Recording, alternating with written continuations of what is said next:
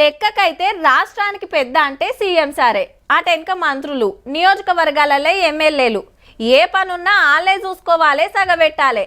అయితే చాలా మందికి తెలియని ముచ్చట ఏంటంటే వీళ్ళందరికంటే పెద్ద గవర్నరు. గా పదవిలు ఉన్నోళ్ళు సంతకం పెడితేనే ఎంత ముఖ్యమైన బిల్ అయినా ఓకే అయ్యేది, అమల్లోకి వచ్చేది. అందుకే రాష్ట్రానికి ఫస్ట్ మనిషి అంటారు. ఇప్పుడు గీ ముచ్చట దేనికంటే మన తెలంగాణకు కొత్త గవర్నర్ వచ్చిండుల్లా. పేరు శివప్రతాప్ శుక్లా, ఉత్తరప్రదేశ్ రాష్ట్రం. అప్పట్లో 4 మాటల బీజేపీ ఎమ్మెల్యే, ఓపారి రాజ్యసభలో ఎంపీ, సెంటర్ మంత్రి కింద పనిచేసిండు. నిన్నటిదానికే హిమాచల్ ప్రదేశ్ గవర్నర్ కు ఉండే, ఇప్పుడు మన కాడికి పంపిర్రు సెంటర్ వాళ్ళు. ఇక చెప్పునే హైదరాబాద్ వస్తాడట.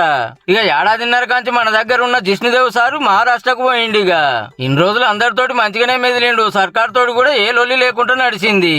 ఎస్సీ వర్గీకరణ, యూనివర్సిటీలకు వీసీలు, జిహెచ్ఎంసీ విలీనం, కొత్త మున్సిపాలిటీలు, గ్రామ పంచాయతీల బిల్లులను ఓకే చేసిండు. ఇక కొత్తగా వస్తున్న శివప్రతాప్ సార్ ఎట్లుంటాడో మరి. అయితే 3.5 ఏళ్లు బెంగాల్ గవర్నర్ గా చేసిన ఆనంద్ బోస్ సార్ రాజీనామా పెట్టుడుతో 9 మందిని మార్చిండ్రు.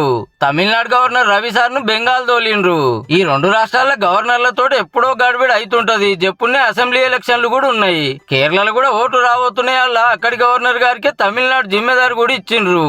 చూడాలి మరి ఎన్నికల ముంగటగా రాష్ట్రాల్లో ఎట్లుంటదో.